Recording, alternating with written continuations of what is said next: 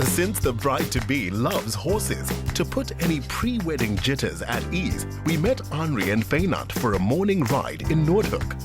Anri, that's such a beautiful ring. How did Wynand propose?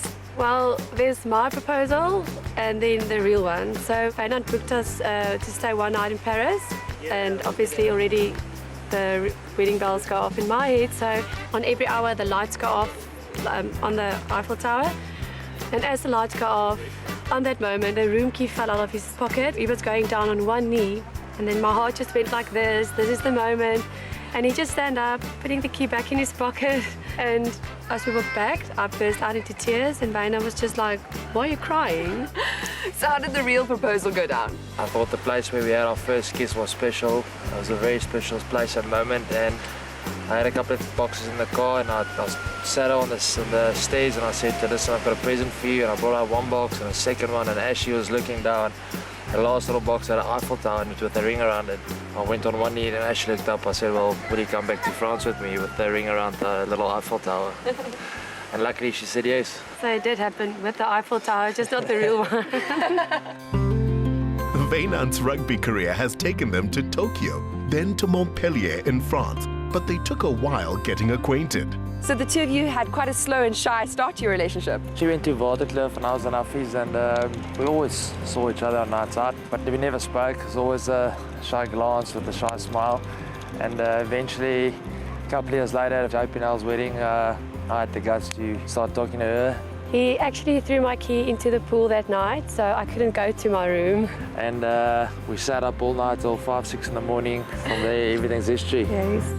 Both of them love traveling, and after time spent in France, where their ability to speak French helped them to enjoy touring the wine regions, a wine estate was the natural choice for their wedding venue.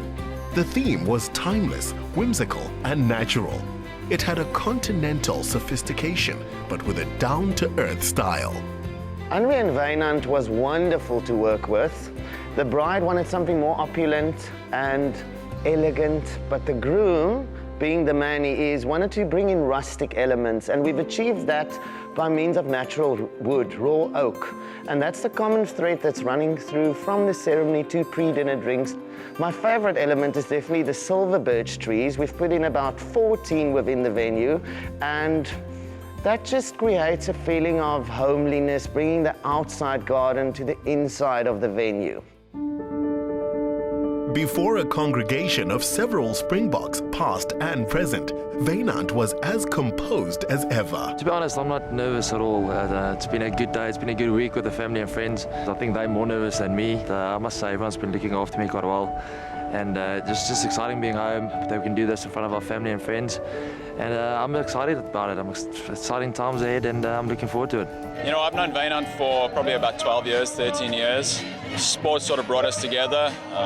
Just we have that commonality, and see two people that really love each other, care about each other, wanting to and willing to take this next step. But I think we all want that in life, somebody we can love, care for, feel is that significant other. I know I'm searching for it, and to be able to hear and see this blessing happening, it's amazing. It's an honor to be here. I had the privilege of watching the semi-finals on Twickenham with Wynand, and Anri wasn't there, so I told him that I can't imagine you without Anri, and I can't imagine Anri without you. They meant for each other, I got to know Wynand in Montpellier in France, so we got quite close there because we were only a few South Africans there. So I've known him for about 3 years now, and I feel quite honored to be here, and it's nice being part of this day. The menu brought joy to the hearts of rugby players. Chef Gustav Boshoff enjoyed his license to be different. Well, today we're focusing on fairly traditional South African fare with a bit of an elegant twist.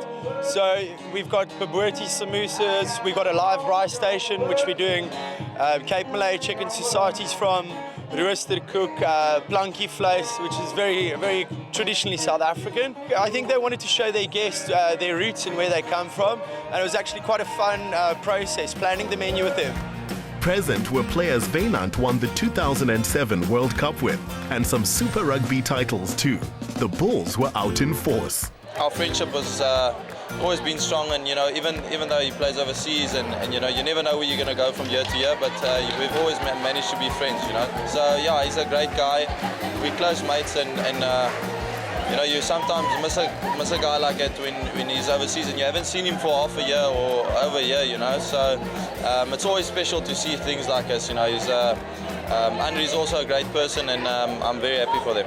Well, Wynand's always been a gentleman, but also I've known him a bit on the field. You can always rely on him. He's accountable. So it's a great evening. It's a great venue. I think it speaks for both of them, Anri and Wynand. It's just awesome to be part of something like that. Many girls dreamt of being Wynand's bride. Anri Brand's daughter has what it takes. My daughter is looking unbelievable. When I see her the first time, before we get into the car, I was crying. That's normal for the father to cry. That is a fantastic, and the function is fantastic. Yeah, so it's very nice. The couple are moving to the UK, where Wynand has a 2-year contract with the club Worcester Warriors. It's where they'll set up their first home as Mr. and Mrs. Olivier. When I walked down the aisle, when I started and my song started, and I saw him, I saw no one else around me, just had eyes on him, and that was the most memorable moment. I think for the next year or so, we're going to enjoy each other's company as much as we can, and then whatever happens, happens. So we'll take every day as it comes. We're not going honeymoon now, so next year, Bahamas maybe in May, so also something to look forward to. Earning pounds never hurt. And if there are little Oliviers anytime soon, we'll bring you the happy news.